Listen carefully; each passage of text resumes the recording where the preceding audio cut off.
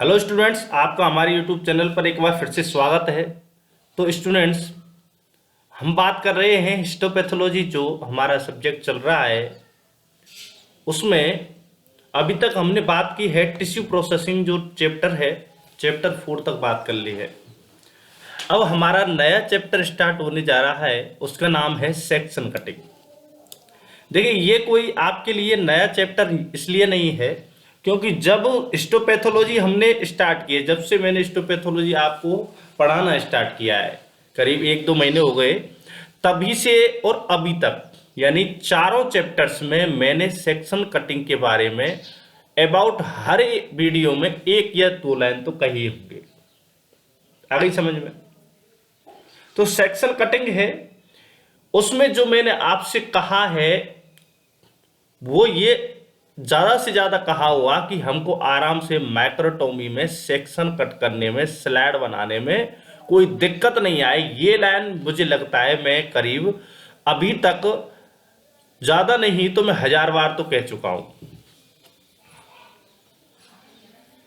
तो ये जो हमने अभी तक बात की थी और अभी तक जो फिक्सेशन किया था, डीकैल्सिफिकेशन किया था, टिश्यू प्रोसेसिंग किया था, ये सारी जो प्रोसेसिंग की थी, ग्रोसिंग की थी, ये सारी की सारी जिस पर्पज के लिए की थी, उस पर्पज को शुरुआती जो मोड़ देने वाला है या जो मेन फैक्टर जहां से स्टार्ट होता है वो है सेक्शन कटिंग। आपने देखिए, आपने अगर फिक्सेशन अच्छी तरीके से किया, ठीक है, आपने डीकैल्सिफिकेशन अच्छी तरीके से किया, आपने क्रॉस में जाकर के अच्छी तरीके से टिश्यू को काटा, जहां से आपको जो जगह आपको चाहिए, जिस जगह से आपको देखने वाले हैं या कहते हैं आप कि जो इटियोलॉजिकल साइट है वो आपने देखी, ठीक है। फिर उसकी आपने अच्छी से टिश्यू प्रोसेसिंग की, अच्छी से आपने ब्लॉकिंग की, सारा कुछ किया, लेकिन अगर आपने सेक्शन कटिंग नहीं की सही तरीके से तो उसका कोई मतलब नहीं है। तो आज तक जो हमने पढ़ा उसका जो मेन मकसद था स्टूडेंट्स, उसका एक ही मकसद था कि हम सेक्शन अच्छी तरीके से निकाल सकें। मान के चलो अगर हम हार्ड ज्यादा हो जाएगा तो उसका सेक्शन अच्छी तरीके से नहीं निकालेंगे, तो इसलिए क्या है, हमने उसको हार्डनेस को हटाया। अगर हार्ड जो टिश्यू है, कैल्शियम लायक टिश्यू है, तो वो क्या है, उसको डिकैल्सिफाई किया कि भाई आप नरम हो जाइए, नाइफ से आप आसानी से कटिए, ठीक है। बात आ गई समझ में? यहां तक फिर हम बात करते हैं कि चलो आपने क्या है, उसको टिश्यू को क्या किया, टिश्यू को आपने ब्लॉक मेकिंग किया, जिससे ब्लॉक के साथ में ही आपका टिश्यू कटे। तो अब हम बात करते हैं सेक्शन कटिंग की, ये हमारा चैप्टर है। स्टूडेंट्स, अगर आप हमारे यूट्यूब चैनल पर नए हैं या फिर आप पुराने हैं, फिर भी आपने सब्सक्राइब नहीं किया है चैनल को, तो चैनल को सब्सक्राइब कर लें। सेक्शन कटिंग ये हमारा स्टार्ट होने जा रहा है चैप्टर। तो हम सबसे पहले बात करते हैं introduction.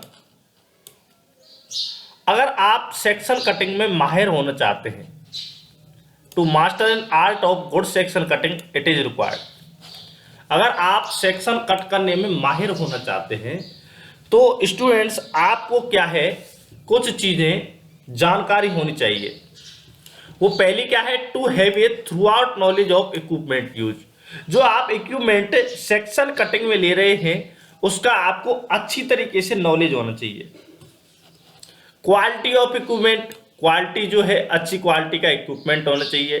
Quality of processing of the tissue, और टिश्यू जो है अच्छी तरीके से प्रोसेस होना चाहिए, ठीक है। तो मेन जो फैक्टर है, अगर गुड सेक्शन आपको निकालना है तो उसका जो मेन फैक्टर है, ये नॉलेज आप ले लेंगे, क्वालिटी का इक्विपमेंट ले लेंगे, प्रोसेसिंग आप अच्छी तरीके से कर लेंगे, लेकिन जो मेन सेक्शन कट करने की जो टेक्निक है या आप तरीका है वो एक्सपीरियंस से ही आता है। जब आप एक्सपीरियंस, हमको ही, मुझे ही कम से कम ये समझो आप अच्छा सेक्शन निकालने में करीब करीब 1 महीने से ऊपर हो गया था। ऐसी बात नहीं, सेक्शन हमने फिर भी निकाल दिए थे, लेकिन जो बेस्ट सेक्शन जिसको कहते हैं या हम एक्सपीरियंस सेक्शन कहते हैं, हम क्या है कि करीब 10 सेक्शन काटते थे, 10-15 सेक्शन काटते थे, तब जाकर के एक सेक्शन निकलता था। अब गुड जो आपको एक्सपीरियंस जब आपको हो जाता है तो आपको फर्स्ट नहीं तो सेकंड या नहीं तो थर्ड टाइम में आप क्या है अच्छे से सेक्शन निकाल देते हैं। ठीक है, तो ये एक्सपीरियंस से आती है स्टूडेंट्स। मेन जो चीज है एक्सपीरियंस बहुत मायने रखता है। अब क्या है, आपको टिश्यू को काटना है तो काटेंगे किससे? आप कुल्हाड़ी से तो काटेंगे नहीं, क्यों? टिश्यू छोटा है। तो इसके लिए क्या है, छोटी सी नाइफ्स जो है आती हैं, या ब्लेड्स कहे हैं हमको, वो आती हैं जो मशीन में लगाई जाती है। ठीक है, the knife is probably the greatest single factor in producing good section. अब आपकी जो जो नाइफ है वो भी एक इंपॉर्टेंट फैक्टर है अच्छा सेक्शन देने में। नाइफ भी खराब हुई, आपका चाकू ही खराब हुआ, या आपकी जो ब्लेड है वो ही खराब हुई, फिर क्या करेंगे आप? फिर तो वो आने ही बेकार सेक्शन से। तो इसलिए क्या है, कुछ टाइप्स की होती है नाइफ्स जिनको हम इस प्रकार से plane wedge, plane concave, bi concave और टूल एज, इनके ये इन्होंने डायग्राम बता रखे हैं कि ऐसी नाइफ होती है। ये क्या है, एक प्रकार से कहें हमने एक साइड से फोटो लिया गया है, बाकी की ऐसी ही है। इधर से आप एक साइड से इधर की साइड से देख रहे हैं आप, और ये पूरी की पूरी लंबी वाली है, ऐसे ऐसे यहां तक, ये इधर के इधर कोने से देख रहे हैं इसको। ठीक है, आगे बात समझ में क्या कहना चाहता हूं। तो अगर ये प्लेन एज को देखते हैं तो इसके ऐसे एज दिखाई देते हैं। अगर प्लेन कॉनकेव को देखते हैं तो वो नाइफ ऐसी दिखती है। अगर बाई कॉनकेव को देखते हैं तो आप ऐसी दिखती है, और टूल एज को देखते हैं तो एज जो होता है वो टूल लाइक होता है, तो ये ऐसी दिखती है। ये क्या है, जो नाइफ्स हैं उनके डायग्राम्स हैं, कैसी कैसी होती हैं, उनके टाइप्स हैं। अब थोड़ा सा इनके लिए एक एक लाइन के बारे में और पढ़ लेते हैं। प्लेन वेज जो होती है वो कब यूज की जाती है? उसको यूज किया जाती है, it is use for paraffin and frozen section. तो कह सकते हैं ऑलमोस्ट जो सेक्शंस होते हैं उनके लिए हम क्या है, प्लेन वेज को यूज कर सकते हैं। प्लेनो कॉनकेव, इसको सेलुलॉइड सेक्शन जो बनाते हैं, और blade is thin, it will be vibrate when for use for other harden material. तो ये सेलुलॉइड सेक्शंस के लिए यूज की जाती है, पॉइंट को याद रखें। अगर आप बाई कॉनकेव की बात करते हैं, it is recommended for paraffin sections, cutting और rocking and sledge type of microtome. तो ये क्या है, रॉकिंग और स्लेज टाइप ऑफ माइक्रोटोम में जब हम टाइप ऑफ माइक्रोटोम की बात करेंगे ना, उनमें बाई कॉनकेव पैराफिन सेक्शंस के लिए काम ली जाती है। ठीक है, ये बात समझ में आ गई। पैराफिन और फ्रोजन सेक्शंस के लिए प्लेन वेज लेते हैं, लेकिन अगर रॉकिंग और स्लेज टाइप का माइक्रोटोम होता है तो बाई कॉनकेव लेते हैं। अगर सेलुलॉइड इन सेक्शन हमको लेना है तो प्लेन कॉनकेव लेंगे। इसी प्रकार से टूल एज जो नाइफ होती है, this is use with a heavy microtome for, अगर हैवी टाइप का माइक्रोटोम है, ये भी एक प्रकार का माइक्रोटोम होता है, for cutting very hard tissue. Hard जो टिश्यू होते हैं जो अनकैल्सिफाई नहीं हो पाते, उनके लिए टूल एज काम में लिया जाता है। ये इंपॉर्टेंट है, इसको आपसे पूछा जा सकता है कॉम्पिटिटिव एग्जाम्स में।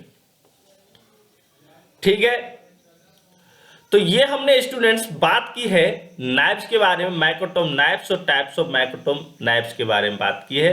मेन आपसे हमने इंट्रोडक्शन के बारे में अच्छी तरीके से बात कर ली है। अगर आपको मास्टर होना है तो आपको अच्छा इक्विपमेंट लेना है, क्वालिटी का इक्विपमेंट लेना है, प्रोसेसिंग अच्छी करनी है। मोस्ट इंपोर्टेंट जो है वो क्या है कि एक्सपीरियंस है। आप जितना वर्क करेंगे आप उतना ही अच्छा सेक्शन निकाल सकते हैं। तो एक्सपीरियंस बहुत मायने रखता है। ठीक है, तो ये हमने बात की स्टूडेंट्स। अगर आपने अभी तक हमारे YouTube चैनल को सब्सक्राइब नहीं किया है तो इसे सब्सक्राइब कर लें। आगे हम बात करेंगे कि कौन सा टॉपिक है। आगे टॉपिक है जनरल डिस्क्रिप्शन। ये जो माइक्रोटोम नाइफ्स होती हैं इनके बारे में, ये कैसी कैसी, ये अभी हमने यहाँ से देखी है, केवल ये वाला एरिया देखा है। आगे बात समझ में आपको, ये वाला एरिया देखा है, ये पूरा नहीं देखा है। इनके बारे में बात करेंगे। फिर शार्पनिंग ऑफ माइक्रोटोम नाइफ के बारे में बात करेंगे, होनिंग के बारे में बात करेंगे। तो स्टूडेंट्स, अगर आपने हमारा YouTube चैनल अभी तक सब्सक्राइब नहीं किया है तो इसे सब्सक्राइब करें, लाइक करें, कमेंट करें और शेयर करें। धन्यवाद।